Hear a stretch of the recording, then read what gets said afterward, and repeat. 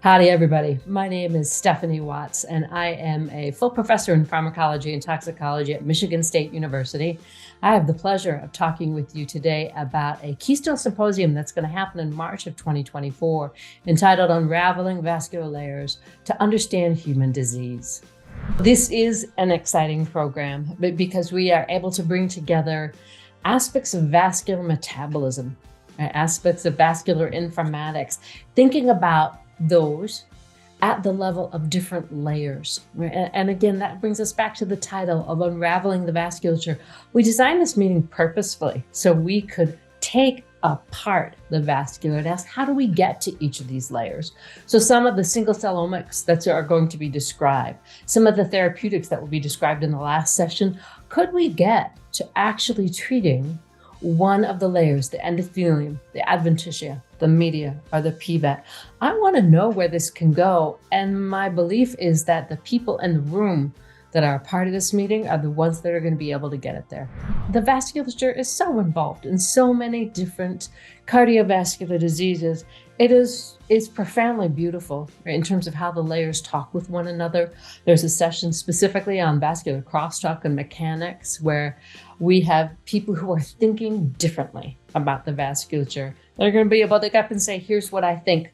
What do you all think? And that's one of the best parts about a Keystone meeting, is having the chance during poster sessions, during the afternoon free that you have, is just to sit and go, do I agree with you?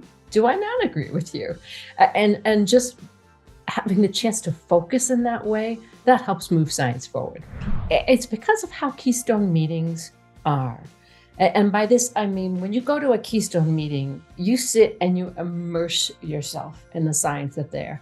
And we are so lucky in this meeting to have both industrial and academic researchers alike come and talk about different aspects of the vasculature. That is such a rare occurrence, to get all those people in the same room. I can't wait to sit and be in the audience and listen to what these individuals have to say. And this is where this sort of meeting, which brings both to the table, is so valuable, because researchers can hear what industrial scientists, pharmaceutical scientists are interested in, and we can talk about what we can do and how we push that research together. There are many talks in this meeting that I am hugely interested in. I am keenly interested in our last session on therapeutic development and vascular biology. Living in an academic world as I do a lot of basic research with the hope that this is going to meet clinical counterparts at some point. But I want to hear how pharmaceutical industry thinks about, can we actually get to unraveling the vascular layers for specific layer treatment?